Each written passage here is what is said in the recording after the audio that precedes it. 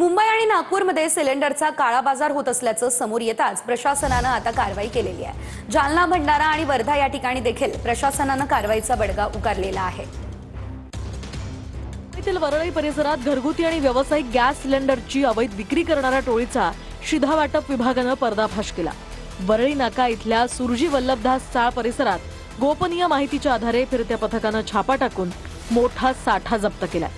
निमेश जैनवर गुन्हा दाखल करण्यात आलाय, तर टेम्पो मालक मात्र फरार आहे। सुरजी वल्लभदास चाळ म्हणून आहे वरळी नाक्याला, तर त्या चाळीच्या मागच्या बाजूला अवैधरित्या गॅस सिलेंडर आढळून आले। अंदाजित त्या साठ्याची किंमत 5,66,000 इतकी अंदाजित किंमत आहे। 80च्या वर भरलेले सिलेंडर आणि त्याच्याहीपेक्षा जास्त रिकामे सिलेंडर आम्हाला तिथे आढळून आले। ठाण्यातही गॅस सिलेंडरचा काळा बाजार रोखण्यासाठी जिल्हा प्रशासनानं कडक पावलं उचलली आहेत। गॅस एजन्सींवर लक्ष ठेवण्यासाठी शिधा वाटप विभागाकडून 72 निरीक्षकांची नेमणूक करण्यात आली आहे। काळा बाजार आढळल्यास संबंधित व्यक्ती किंवा एजन्सीवर गुन्हा दाखल करण्यात येणार आहे। निरीक्षकांकडून दररोज एजन्सीजना भेट देत सिलेंडरचा साठा आणि विक्रीची पाहणी करण्यात येणार आहे। नागपुरातील गॅस सिलेंडरचा काळा बाजार रोखण्यासाठी अन्न पुरवठा विभागानं गॅस एजन्सीत तपासणी मोहीम राबवली।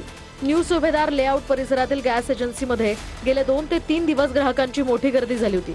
या गॅस एजन्सीमध्ये काळा बाजाराची तक्रार असल्यानं अन्न पुरवठा अधिकारी विनोद काळे यांच्या नेतृत्वात तपासणी मोहीम राबवण्यात आली। 5 अधिकाऱ्यांची ही टीम आहे। एजन्सीच्या प्रमुखांशी चर्चा करून माहिती घेतली जात आहे, स्टॉकची माहिती। तर काही अधिकारी या ठिकाणी कम्प्युटरवर डेटा चेक करतायत की किती सिलेंडर दिलेले आहे, किती सिलेंडरचं वितरण व्हायचंय। सर, काय ऑनलाईन काय चेक करतायत?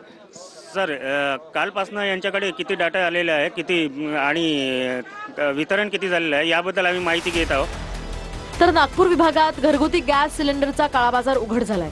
163 गॅस वितरकांच्या गोदामांची तपासणी करण्यात आली आणि या कारवाईमध्ये 110 सिलेंडर जप्त करण्यात आले, तर 5 जणांवर गुन्हेही दाखल करण्यात आले। गॅस सिलेंडर टंचाईच्या पार्श्वभूमीवर काळा बाजार रोखण्यासाठी अन्न आणि नागरी पुरवठा विभागानं ही धडक कारवाई केली आहे। जिल्ह्यात एलपीजी गॅसचा साठा पुरेसा प्रमाणात उपलब्ध असल्याची माहिती जिल्हाधिकारी अशिमा मित्तल यांनी दिली आहे।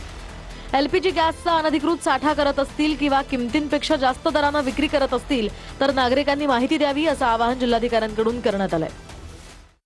जालन्यातील सर्व नागरिकांना आवाहन करते की जालना जिल्ह्यामध्ये एलपीजी गॅसचा साठा पुरेशा प्रमाणात आहे। आपल्याकडे कुठल्याही प्रकारची कमतरता नाही आणि म्हणून नागरिकांच्या पॅनिक करण्याच्या कुठल्याही प्रकारचे कारण नाहीये। लोक अनधिकृतपणे साठा करत आहे किंवा एमआरपी पेक्षा जास्त दराने विकत आहे तर त्याची कंप्लेंट तुम्ही आमच्याकडे सुद्धा करू शकता। भंडारा जिल्हा पुरवठा विभागानं एका विशेष मोहिमेअंतर्गत राजीव गांधी चौकातील एका सीएससी या केंद्रावर धाड टाकली। या कारवाईत 37 गॅस सिलेंडर जप्त करण्यात आले।